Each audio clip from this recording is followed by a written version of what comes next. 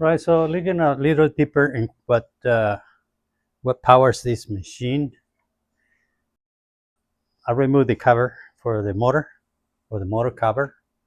You can see the mechanism to move the power head, left and right, or up and down with this set of gears.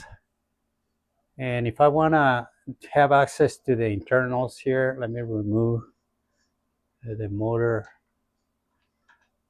tightening lever here. So, and I'm gonna remove this stud. And one of the things that I like about this is that you can actually swing the motor out of the way to the outside.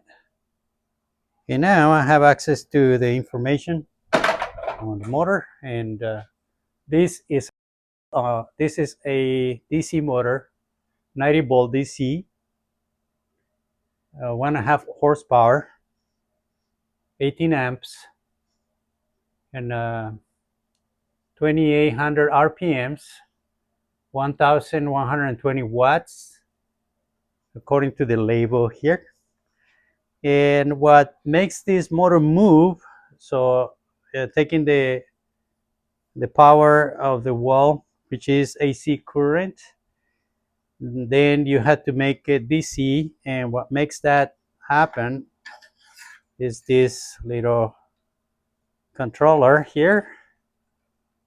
You can see it's got some potentiometers there to actually adjust the minimum RPMs when the motor starts spinning, the maximum, under a load, and something else, another potentiometer there that I don't know what they are, but this is a controller made by Dart Controls, and this is an obsolete controller. I checked the model number here, and they're still available, on eBay. That you can get this for around $150, maybe $100, depending. And there's actually nothing to it. There's some rectifier diodes here, and some special components that make the current stable for the DC motor to run with the sparking and all that. Apparently, it doesn't need any filters, well, probably the filters are in here, but any big capacitors or any choke, inductor chokes.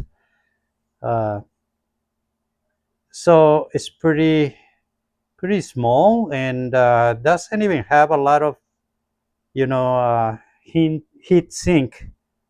It's just the aluminum part here, and these transistors or rectifiers or diodes are attached to the heat sink, to the molding, and that dissipates the heat apparently. So it works fine. It's an SER voltage controller, but it's also a rectifier, so it makes it DC. There's only 2 wires to the motor, and these wires go to the potentiometer that adjusts the speed, and these wires here go to the motor, and these other wires come from the power, from the switch. So nothing to it. It's pretty simple. A belt and pulleys, to have the range of RPMs that you need for, the operations of this machine. So it's actually kind of like a treadmill motor. And I like this controller because it's very small. I wish I could have cloned it. If I had another one, I could probably take it all apart and actually make the PCB and clone this circuit. There's no special chips here. Everything is like available. So there's no proprietary components that I can see. So it would be nice to be able to replicate it, but I would have to buy one. I don't want to destroy this one. And then maybe that's possible to do.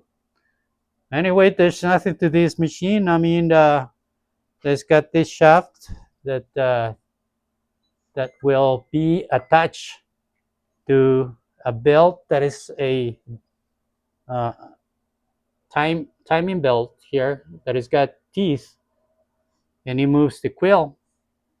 Then the quill goes up and down here on the splines. So I like the machine. I like it even better now that I can see it actually from the inside.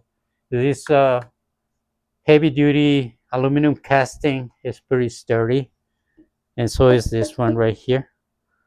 And very nice. So maybe I won't be, I won't, I don't want to get rid of it. Depends. But anyway, and this is what powers the machine. So what do you think? Do you think that it's worth to um, buy a machine like this instead of a shopsmith? They're still available, but you have to look very hard for them in the marketplace or in eBay. I was lucky to find this one a couple of years ago, maybe 3 years ago, on the marketplace, and I mean it's good for a conversation piece, I guess. But you can still work on with it. So I use it as a lathe once, and I use it with cutting wood once, and it doesn't seem like the motor actually gets bogged down too much. So I'm surprised because this is not a big motor, and this is not a big motor driver, so it works. That's what matters, I guess. All right. So what do you think? You think I should just keep the machine, or should I just get rid of it? Let me know in the comments. All right, so this is going to be all for this video. Thank you very much for watching, and I will see you on the next one. Bye bye.